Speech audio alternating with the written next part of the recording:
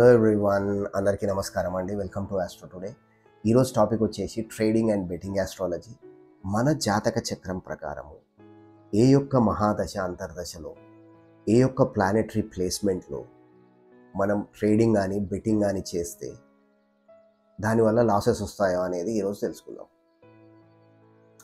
ఎవరి బర్త్ చార్ట్లో అయినా సరే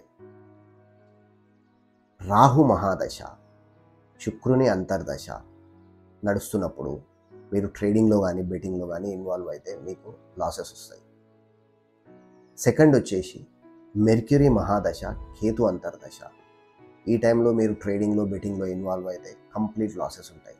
అదే కాకుండా మీ బర్త్ చార్ట్లో రాహు కేతు మీ 5th హౌస్లో ప్లేస్ అయి ఉండేసి సాటర్న్ యొక్క ఆస్పెక్ట్ ఆ 5th హౌస్ పైన ఉంటే చాలా లాసెస్ వస్తాయి. అండ్ ఇంకొక ప్లేస్మెంట్ మీ బర్త్ చార్ట్లో చంద్రుడి యొక్క ప్లేస్మెంట్ వచ్చేసి 6th house, 8th house, 12th హౌస్లో ఉండేసి జూపిటర్ యొక్క గురుగ్రహం యొక్క ఆస్పెక్ట్ చంద్రుని పైన లేకపోతే మీరు మీ జీవితంలో ఎప్పుడు ట్రేడింగ్లోకి బెట్టింగ్లోకి వెళ్ళకండి. మీకు కంప్లీట్ లాసెస్ అనేది రావడం జరుగుతుంది. అసలు ఫస్ట్ ఆఫ్ ఆల్ బెట్టింగ్ అనేది అవసరమా మనకి? జూదం అనేది అవసరమా? మనం హిస్టరీలో చాలాసార్లు చదువుకున్నాం.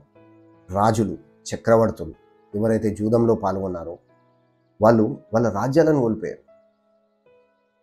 వాళ్ళ ఫార్చ్యూన్ మొత్తం వెళ్ళిపోయింది. వాళ్ళు రోడ్డు మీదకి వచ్చారు. ఎందుకు? మన రీసెంట్ డేస్లో మనం కాలేజ్ పిల్లలను చూస్తున్నాం, యూనివర్సిటీ పిల్లలను చూస్తున్నాం.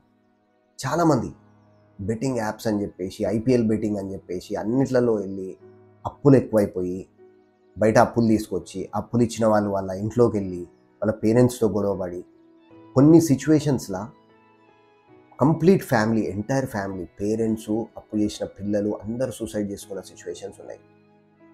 మన దగ్గర ఇండియాలో చాలా రాష్ట్రాలు కూడా బెట్టింగ్ అనేది బ్యాన్ చేసినాయి, కానీ కొన్ని రాష్ట్రాలలో నడుస్తుంది.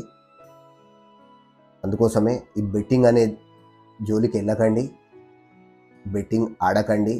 Don't get into all troubles. Over confidence అనేది తగ్గించుకోండి.